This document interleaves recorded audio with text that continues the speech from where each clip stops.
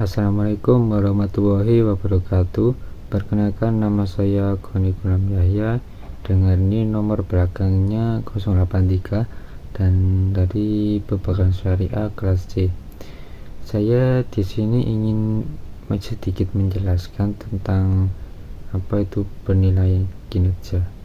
Jadi penilaian kinerja adalah proses sistematis yang dilakukan perusahaan untuk mengevaluasi sejauh mana karyawan telah melaksanakan pekerjaannya dibandingkan dengan standar atau target yang telah ditetapkan sebelumnya.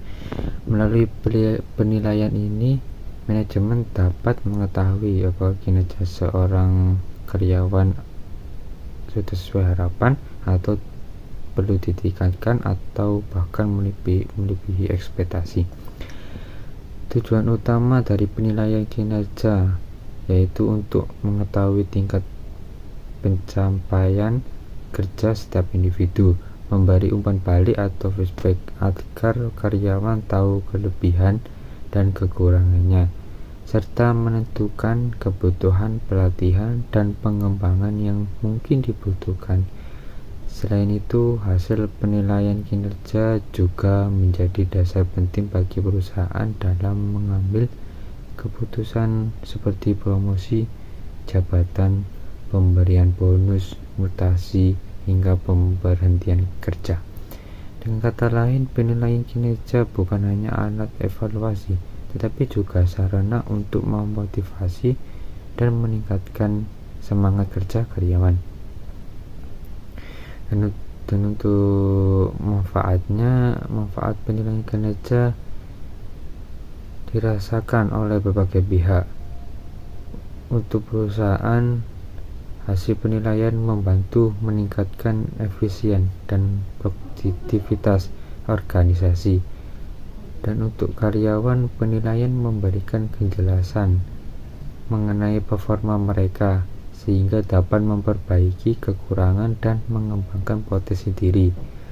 Sementara bagi manajer atau HRD, penilaian kinerja membantu dalam mengambil keputusan yang lebih objektif dan adil terkait karir karyawan. Dan untuk berikutnya adalah proses penilaian kinerja. Proses biasanya dilakukan melalui beberapa tahapan. Pertama, perusahaan harus menetapkan standar kinerja yang jelas, misalnya target penjualan atau kualitas kerja. Kedua, mengukur hasil kerja karyawan berdasarkan data atau observasi. Dan ketiga, hasil tersebut dibandingkan dengan standar yang sudah ditentukan. Dan keempat, manajer memberikan umpan balik atau feedback kepada karyawan secara terbuka dan konstruktif. Terakhir, lakukan tindak lanjut seperti pemberian pelatihan, penghargaan, dan perbaikan sistem kerja. Ada berbagai metode penilaian kinerja yang biasanya itu digunakan. Di antaranya seperti metode skala penilaian grafis, di mana kinerja dinilai dengan skala angka. Metode peringkat atau ranking, di mana karyawan diurutkan dari yang terbaik hingga terendah.